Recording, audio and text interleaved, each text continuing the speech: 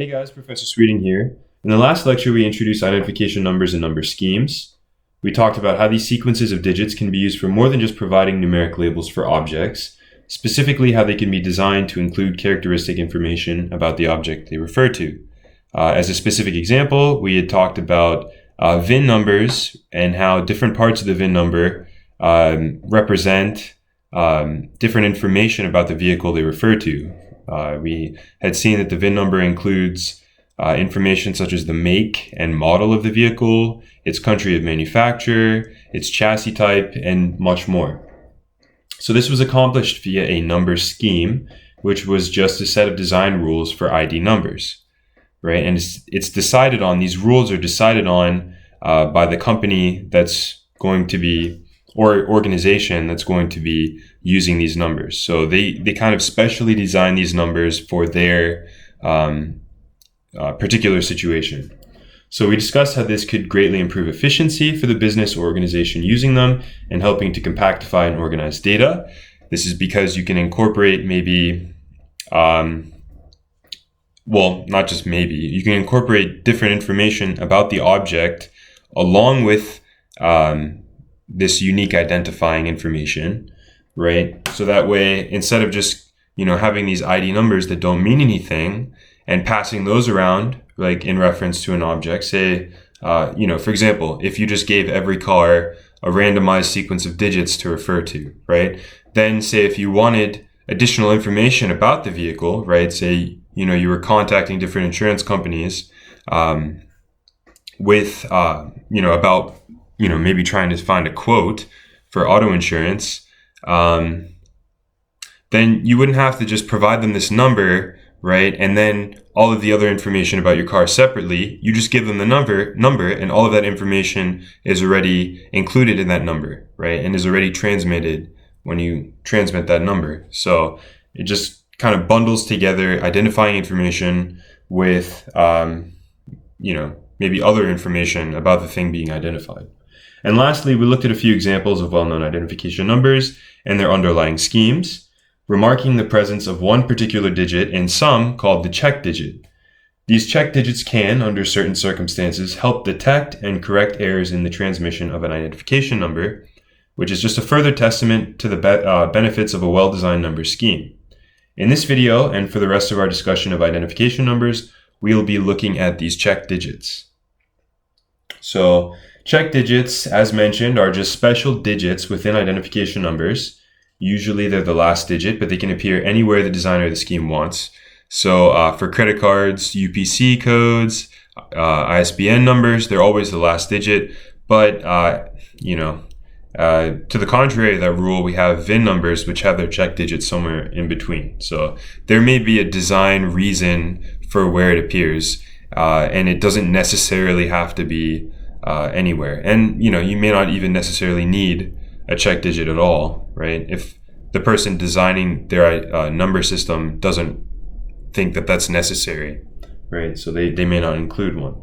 But anyway, these numbers share a certain mathematical relationship to the rest of the digits in the identification number to which they belong. When certain errors in the transmission of an identification number are made, so say, for example, the first two digits are swapped. Another example might be one of the digits in the identification number is maybe just missing, right? Or has been replaced with a number that's not adjacent to it. Like it hasn't been swapped with any number. It's just plain wrong. Maybe a 6 instead of a 9, right? This mathematical relationship will break. So under certain changes, the mathematical relationship breaks, and this would indicate an error, right? So this is under the assumption that valid numbers always have the relationship hold.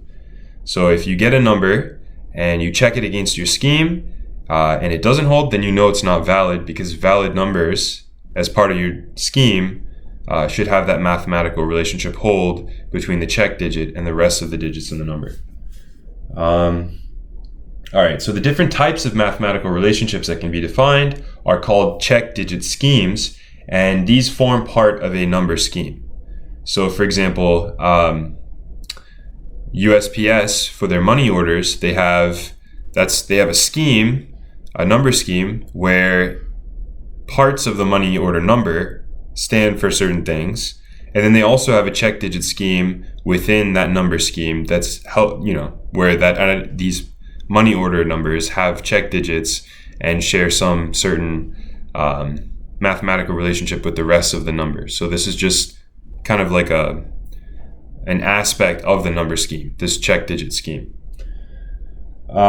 These check digit schemes vary in their complexity and in the types of errors that they can catch, right? So some will be able to catch a swapping of two adjacent numbers, whereas others won't. Some might be able to make up for or be able to detect and correct missing digits. Some might not.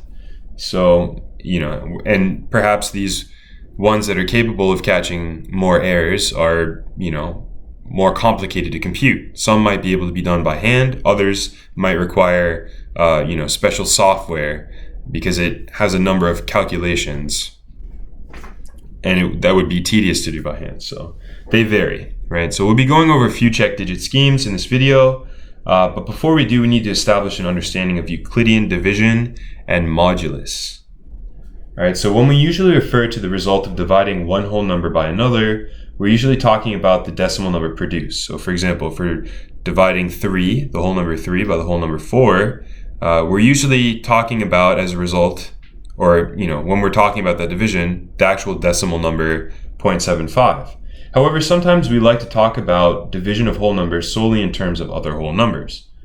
Since not all whole number division is clean, right? So that is to say produces a whole number, we need to introduce another concept into the mix, namely that of the remainder. The remainder is what's left after we try to fit as many copies of the number we're dividing, aka the divisor, into the number we're dividing by, aka the divisor, into the number we're dividing, which is called the dividend. Euclidean division, so I'm going to go over that terminology again in a second here. So Euclidean division can be thought of as this breakdown of division of whole numbers into other whole numbers, right? So the divisor, dividend, remainder, and quotient, right? So this breakdown provides more information about what exactly is going on within the division. So let's look at an example.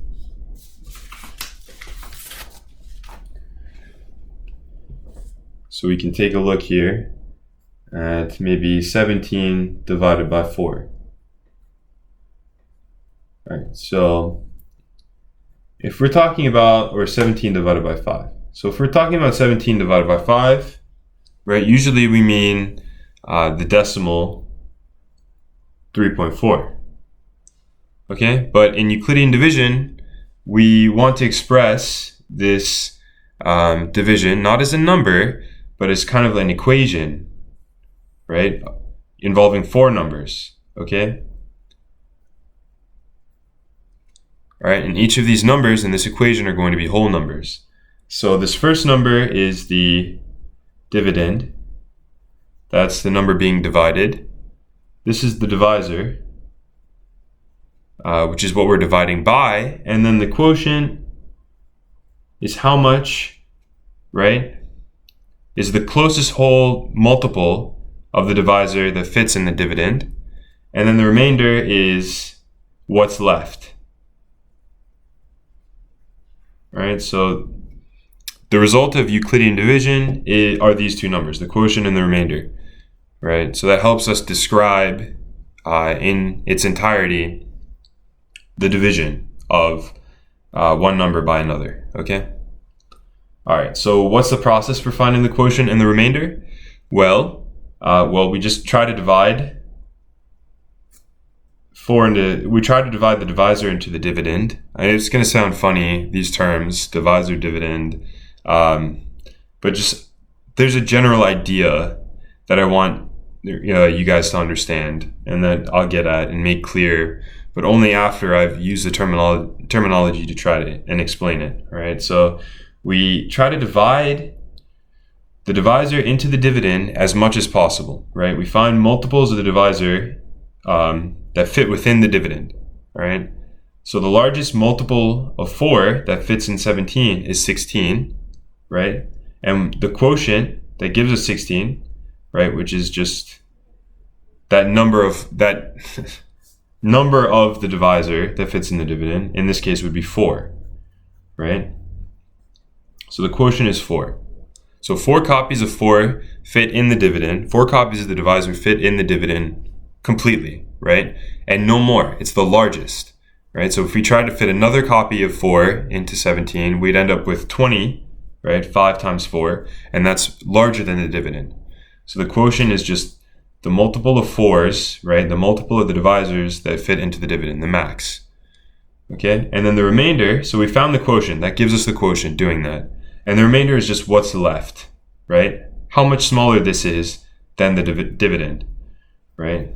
So in this case, we have that r is 1, okay? So that's it, right? So the Euclidean division is expressed as these 4 numbers. It's the divisor, the dividend, the quotient in this case, which is 4, and then the remainder in this case, which is 1. All right. Okay, let's do that again. So let's find the, let's find what the quotient and remainder are of the division of 23 by 3. Okay.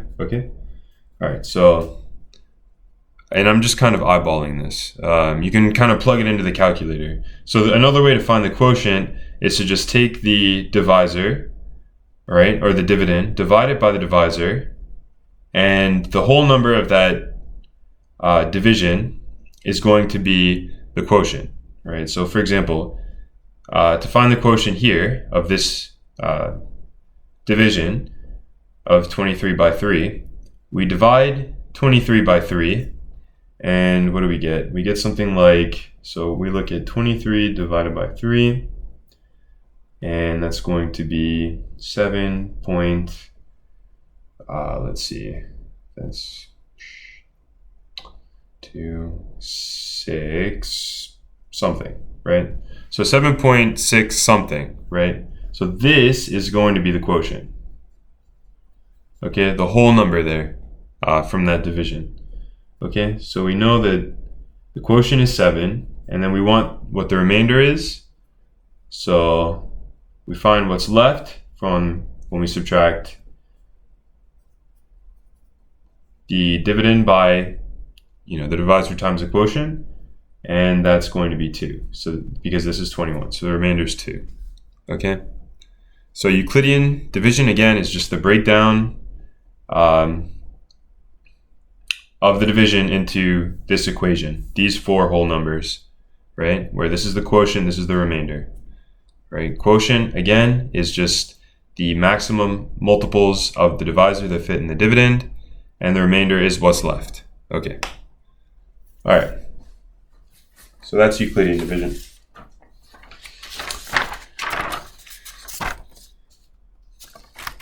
All right. So now, the concept of modulus extends from Euclidean division. The modulus of one number, say a, with respect to another number, say b, is simply the remainder of the Euclidean division of a by b. All right?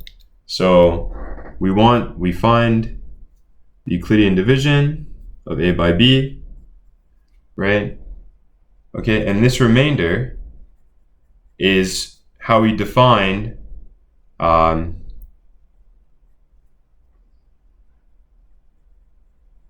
mod b. Okay, so this quantity here, a mod b, is equal to the remainder of this Euclidean division.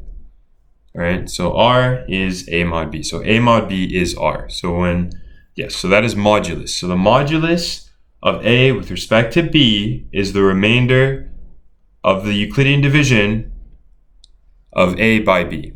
All right, so that's the relationship between Euclidean division and modulus. All right. So modulus is an operator, not unlike the factorial operator we discussed earlier, that acts on 2 whole numbers, a and b, and produces a third whole number, which is this remainder. All right, so let's look at some examples.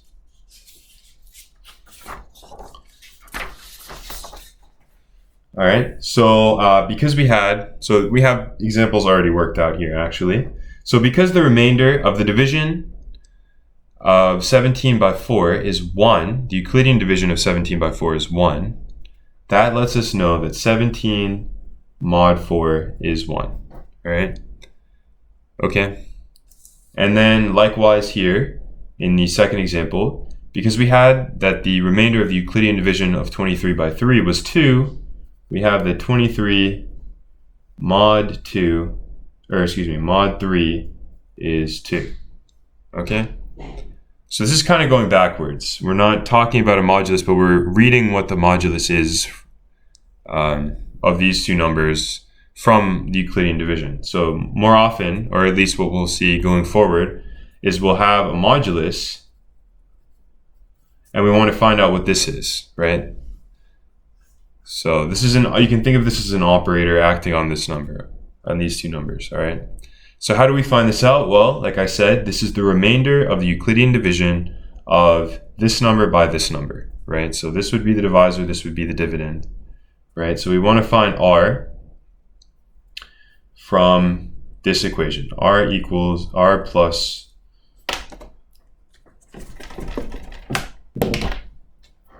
so 91 equals 10 times Q plus R. All right. Okay. So how many copies of 10 fit into 91? Right, that's the quotient.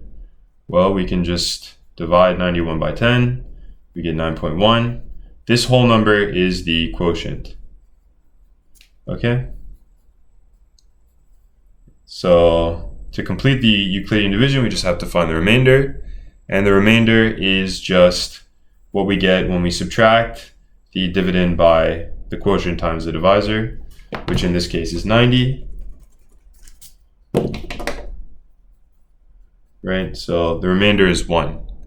Okay, so then we have that 91 mod 10 is 1. Okay. All right, let's look at two more. So 73 mod 4. Okay. So what is this value? Well, we want to solve for the remainder of this Euclidean division, right? So we want this value here. Okay, so what we do is we divide 73 by 4, find out how many 4s go into 73 cleanly, right? So what is the greatest multiple of 4 that fits into 73? Right? Okay, and we compute that, and it's 18.25, right? So this 18 here is the quotient. All right, so then we have that this holds, and now we just solve for the remainder, right? So 73 minus 4 times 18, 72, which is equal to 1. So that's the remainder. The remainder is 1. Right, so I mean, this kind of algebra that I'm doing here may look strange, but this is just essentially moving this onto the other side, finding its value, and that's equal to R. So this is 1. Again, let's maybe do one with smaller numbers here. So let's look at 9 mod 2. All right. So 9 mod 2 is the remainder of this Euclidean division. 2 times Q plus R, right? How many multiples of 2 fit into 9? Well, 4, okay, which gives us a value of 8. 2 times 4, right? So 4 is the quotient. And then we find the remainder by subtracting this largest multiple of the divisor from the dividend. Right, so that's 1 again. Okay, I apologize if these are all 1, but I hope you guys get the idea here. So we're going to look at other examples of the modulus where the value isn't 1. So I promise. Okay, so that's what modulus is, and that's how it relates to Euclidean division. So the relationship that a check digit will share with the rest of the digits in an identification number will follow a specific pattern. So there's going to be a special sum we'll compute from the digits of the identification number. And then the modulus of this sum with respect to a certain number should be the check digit. Another example, or another type that I didn't note here, is that we'll compute a sum And then maybe the check digit is what we should add to that sum, such that the modulus of that final sum, the sum plus this value plus a check digit, right, such that the modulus of that is 0, right? So that might also be the relationship that they share. So that's the mathematical relationship that the check digit would share with the rest of the digits in an identification number, right? So, okay, so it's as simple as that. That's the mathematical relationship. So let's now introduce 3 examples of check digit schemes. So the first is the division by 9 scheme. That's the name. And this is used by USPS for their money orders. All right. And so for an ID, so this is the identification number of this money order. This is a real money order here. Okay. And so for an ID to be valid for this scheme, so if this scheme is being used for an ID number to be valid, we need that the sum of the digits, not including the check digit, modulus 9, must be equal to the check digit. All right. So these USPS money order numbers, they're 11 digits long, and the last digit is a check digit. So since these digits follow this division by 9 scheme, so since these identification numbers follow this division by 9 scheme, we should have that the sum of the first 10 digits, modulus 9, be equal to the check digit, which is the last digit. So in this case, it's 6. So if you can't see, I advise you, right? So if you can't see what this number is exactly, I'll rewrite it here actually. 204988199916. So that's the number. Let's see if this is a valid USPS money order number. Okay, so we find the sum of the first 10 numbers, right? We find the sum of the numbers not of the numbers that aren't the check digit. So this is check digit, right? And that sum in this case is 2 plus 0 plus 4 plus 9 plus 8 plus 8 plus 1 plus 9 plus 9 plus 1. Right, so that's, put that in. Let's see, that's 6, 15 plus 16, 31, right, plus 41, 51. So it's equal to 51. Okay, right? And 51 mod 9 is what? So this should be 6. So that is, remember, modulus. So one number modulus another number is the remainder when you divide this number by this number, right? So the number on the left of that modulus by the number on the right. So 51 is equal to 9 times Q plus R. So we're looking for R. So we get Q by dividing 51 by 9 and looking at the whole number of that division. So it's 5.66 repeating. So this is Q, right? So 51 equals 9 times 5 plus R. Okay, so we solve for R here. And this is 45. Move that onto the other side. 51 minus 45 is equal to R. And so R is 6. Sure enough, that's the check digit. So this is a valid USPS money order number. Okay, so that's the scheme for these numbers. So we're going to talk more about kind of the types of errors that exist for identification numbers and the strengths and weaknesses of each check digit scheme, like whether they can catch the different types of errors. We're going to talk about that more in the next video, but I'll mention here now that because it's pretty obvious, it's a little less obvious for the other check digits what they can and can't catch. So this check digit scheme will catch and actually be able to correct single digit errors. So for example, if one of these digits, right, say this 8 got changed to a 9, we'd be able to catch that error. And by correct, I mean say, so that's a type of single digit error, right? And if this number was missing, we'd be able to kind of find out what that number is, use it based on this check digit scheme. Because of the relationship that the rest of the numbers should share, we'll actually be able to recover a missing digit.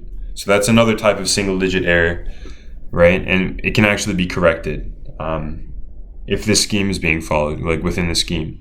But we can't detect multi-digit errors. So say, for example, right, we have a transposition. So a transposition occurs when two numbers in or two digits in the identification number get switched. So a digit, remember, is just one of these numbers 0 through 9, right, that appear in the identification number, right? So if two of these were to get swapped, then we wouldn't be able to detect that, right? So for example, if 1 and 9 got swapped here, then this is still going to look like a valid USPS money order number, because this sum mod 9 is going to be the same. The sum is going to be the same because it doesn't matter the order in which we sum things, right?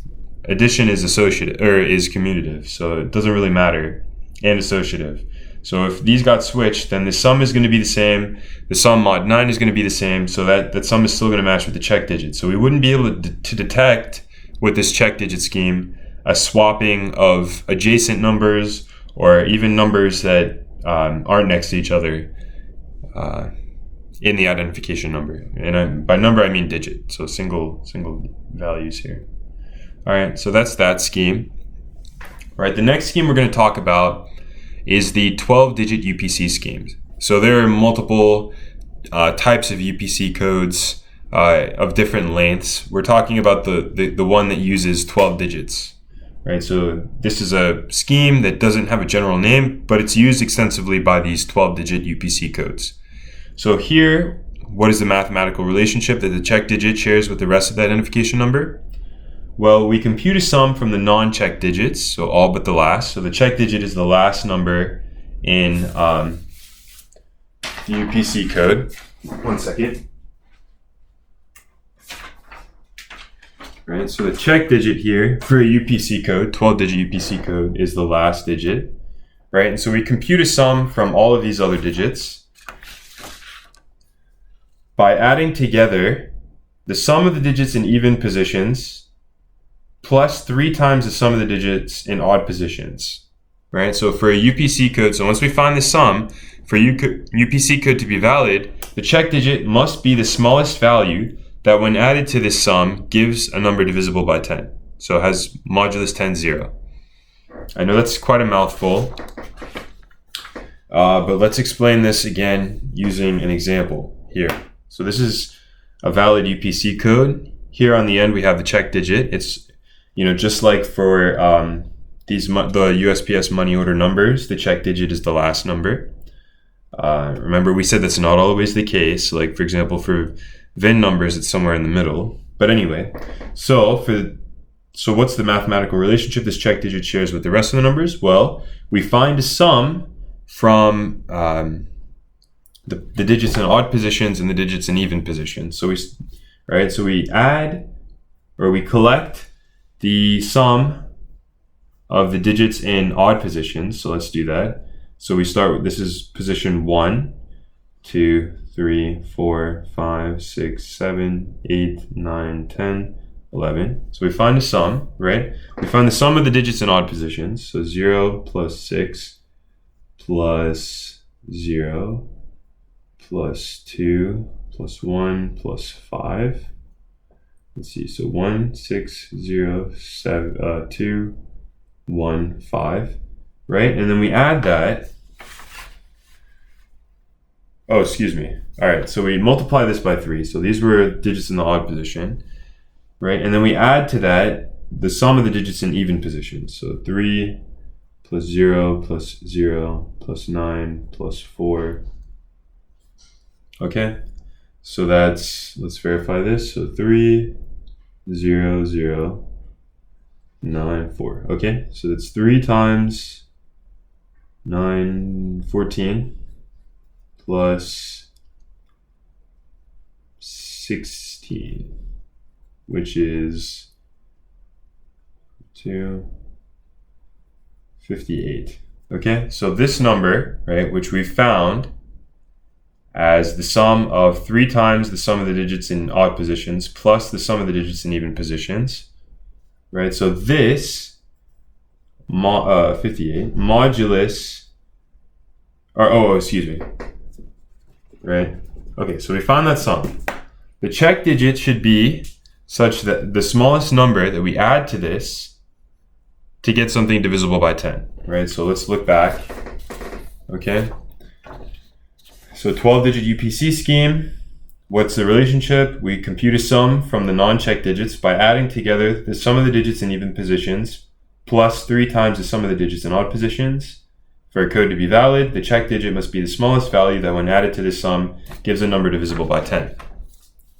Well, the next number divisible by 10 is 60. So the digit that we add to this to get that smallest multiple of 10 that's greater than this is the check digit. So in this case, 2. So 58 plus 2 is 60. And of course, 60 mod 10 is 0 because there's no remainder from that division. All right.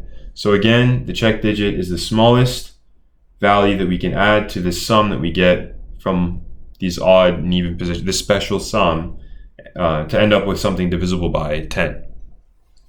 Okay. All right. So I hope that was clear.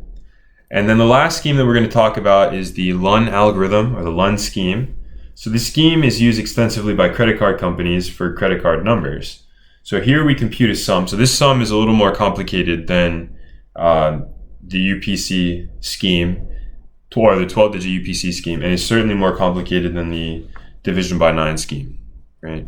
So for this sum, what we do, it's kind of similar to the UPC scheme in that we add the sum of the digits in odd positions, right, of the credit card number to twice the sum of the digits in even positions. And then we find the total number of digits in even positions greater than or equal to 5, right? So that first part's very similar to UPC codes, except instead of looking at a multiple of the sum of digits in odd positions, we're looking at a multiple of the sum of digits in even positions, right? And then we're adding that to the sum of digits in odd positions. And then we add a special value to that sum that we get when we add those two together. And this value is going to be the number of digits in even positions greater than or equal to 5. Okay, and then we add this value to the sum. Okay, so let's look at this card here and see if it's a valid credit card number. Oh, excuse me, I didn't finish. All right, so for a credit card number to be valid, the check digit is the smallest value that when added to the sum gives a number divisible by 10. So that's still very similar to the UPC code case, right? So we want to find the smallest value, like a digit, that we can add to this sum that we get and end up with something whose modulus 10 is 0, right? So that is divisible by 10. Okay, so let's see if this credit card number is valid. So we find the sum of the digits in odd positions. So this is 1, I don't know if that shows up. So this is the first, second, third, fourth, fifth, sixth, seventh, eighth, ninth, 10th, so on, right? So let's find the sum of the digits in odd positions. So 5 plus 2 plus 1 plus 0 plus 2 plus 4 plus 6 plus 8, right? And then we add to that 2 times the sum of the digits in even positions. So 4 plus 4 plus 8 plus 1 plus 3 plus 5 plus 7, right? Excluding the last digit. So in this sum, we're excluding the last digit, right? So and then we add to this the number of digits in even positions that are greater than or equal to 5, right? So this is in an even position, but not greater than or equal to 5. This is in an even position, not greater than or equal to 5. This is in an even position, and it's greater than or equal to 5. So we add, this value is going to be at least 1. This is not, yes, this is another value in an even position greater than or equal to 5. So that's so far 2 that we're going to add to this.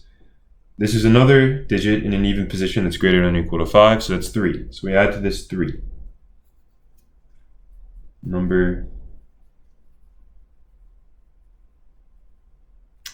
Oh, okay. Actually, there's a mistake here. Yeah, I got this wrong.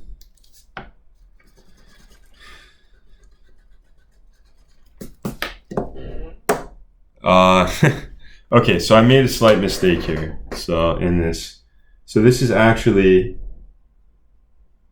in odd position. So I got even and odd mixed up here. So we want to add the sum of digits in odd positions, in even positions, to twice the sum of the digits in odd positions. Okay, so I'm making, I had a slight error in my notes here. So we want to add the sum of all digits in even positions to twice the sum of digits in odd positions, and then find the total number of digits in odd positions that are greater than or equal to 5. All right, so everything is the same except for, the place of even and odd. So it's 2 times this, and then we have to go and find the digits in odd positions that are greater than or equal to 5. All right, so this is still the same, except now it's 2 times this plus this, right? And then we have to go through here and look at each digit in odd position and see if it's greater than or equal to 5. So this is, so that's 1. No, no. No, no. Yes, yes. So 3. So that value is still 3, actually. Okay, so let's see. All right, I'm going to move this down here. So it's 2 times 8, 10, 28. 8, 16, 20, 32. Plus 3. So that's 56, 88. And then 3 is 91. Right? So this is that sum. This is that special sum, right? So twice the sum of the digits in odd positions plus the sum of the digits in even positions plus, and I'm going to correct the notes that I post to Blackboard here, the total number of digits in odd positions that are greater than or equal to 5. So number of digits in odd positions greater than or equal to 5. And again, for this, we're disregarding the last digit, which is the check digit, right? And this gives us a certain value. And then we said the check digit for a valid credit card number is the smallest digit that we can add to this and get something divisible by 10, right? So the smallest multiple of 10 that's greater than this sum is 100. So therefore, the check digit should be 9. Right, to get us 100, which is divisible by 10, okay? All right, so I shouldn't be writing equal signs because this is not a statement of equality. All right, so just, this is going to be, or this should be the check digit. Because when we add this to the value of the sum, right, we get 100, which is divisible by 10. So 100 modulus 10. Mod 10 is 0. Okay, so the check digit is in fact 9 in this case. So that's a valid credit card number. All right, so in the next video, we're going to introduce some other check digit schemes, and we're going to start discussing in detail the advantages and disadvantages of each of these schemes regarding the errors that they can catch and their computational complexity. So I'll see you then. Bye.